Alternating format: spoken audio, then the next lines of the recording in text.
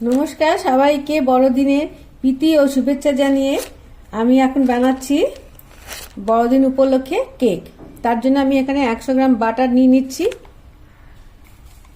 100 গ্রাম বাটারের জন্য আমি 1/3 কাপ মধু নিয়ে নিচ্ছি। আপনারা মধুর বদলে চিনিও ব্যবহার করতে পারেন। এবার মধু আর চিনিটাকে আমি খুব ভালো করে ফেটিয়ে নিচ্ছি। এই দেখুন বাটারের সঙ্গে মধুটাকে আমি ঠিক ফেটিয়ে এইরকম ফেনা ফেনা মতো করে নিয়েছি। এখানে কেকটা করার জন্য এই 1.5 কাপ এই কাপের 1.5 কাপ মতন ময়দা নিয়ে নিয়েছি। আমি এই চামচের 1/4 চামচ দিলাম বেকিং সোডা, আর এই 1 চামচ আমি দিয়ে দিচ্ছি বেকিং পাউডার। এবার আমি খুব ভালো করে মিশিয়ে নিচ্ছি। এবার দেখুন 1 চিমটে এখানে দিয়ে দিচ্ছি নুন দিয়ে এটাকে খুব ভালো করে আমি এখন মিশিয়ে দিচ্ছি।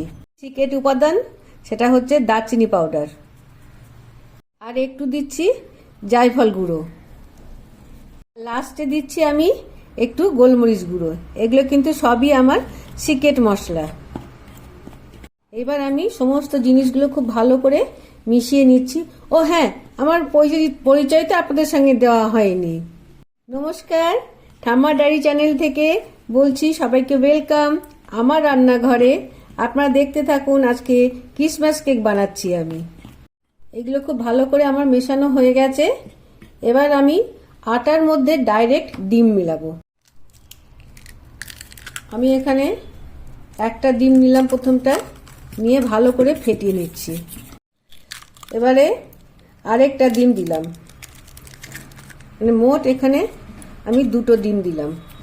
এবার আমি বাটার আর মধুর যে মিশ্রণটা ছিল সেটাকে এর মধ্যে আস্তে আস্তে মিশিয়ে দিচ্ছি। এই দেখুন পুরো বাটিটা আমি পরিষ্কার করে কেকের মধ্যে সব দিয়ে দিয়েছি। এবার এইটাকে আটার মন্ডটাকে সব একসঙ্গে আমি মিশিয়ে নেব। আটা, ডিম, মধু আর মাখনের মিশ্রণটা আমি এবার খুব ভালো করে ফেটিয়ে নিচ্ছি। মনে রাখবেন ফেটানোটা যেন একদিকেই হয়। যত ফেটাবেন তত ভালো কেক তৈরি হবে। এই দেখুন অনেকটা আমার দেখুন কতটা ফেটে গেছে। এখন এটা কিন্তু আরো ফাটবে। যত ফেটাবো তত জিনিসটার মধ্যে হাওয়া ঢুকবে, আর তত জিনিসটা কেকটাও খুব ভালো তৈরি হবে। দেখুন আমার ফেটানো হয়ে গেছে। এবার আমি এর মধ্যে দিচ্ছি 2 ফোঁটা ভ্যানিলা এসেন্স। ব্যাস, ভ্যানিলা এসেন্স দিয়ে আমি আর একটুখানি ফেটিয়ে নিচ্ছি। এই দেখুন কেকের পাল্পটা আমার তৈরি হয়ে গেছে। আমি এখানে একটা বাটিও নিয়ে নিয়েছি কেকের, তার মধ্যে বাটার লাগিয়ে দিয়েছি আর একটুখানি আমি ময়দা ছড়িয়ে দিয়েছি। এবার আমি এর মধ্যে সমস্ত কেকের ব্যাটারটা দিয়ে দিচ্ছি।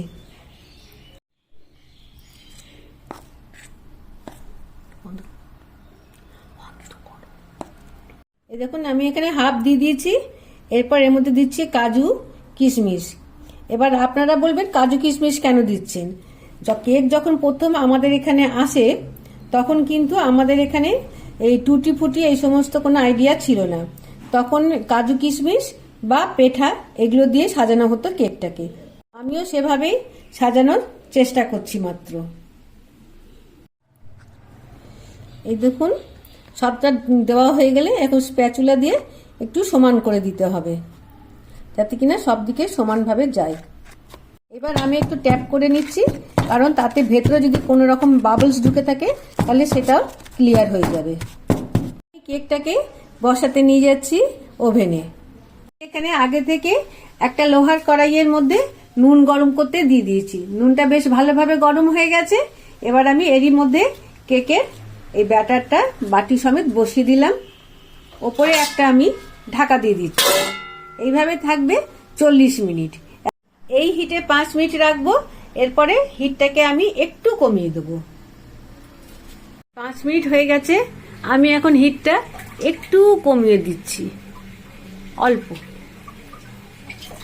ব্যাস, এইভাবে 40 মিনিট থাকবে। টুথপিক দিয়েও দেখতে পারেন। জাস্ট কেকের মাঝখানটা আমি এভাবে ঢুকিয়ে দিলাম। একদম দেখুন কিচ্ছু লেগে নেই। তার মানে কেক রেডি। কেকটা একটু ঠান্ডা হয়ে যাক, তারপরে আমি ডিশের মধ্যে উল্টে আপনাদের দেখাচ্ছি কিরকম হলো। এই দেখুন কেকটা আমি এবারে কাটছি।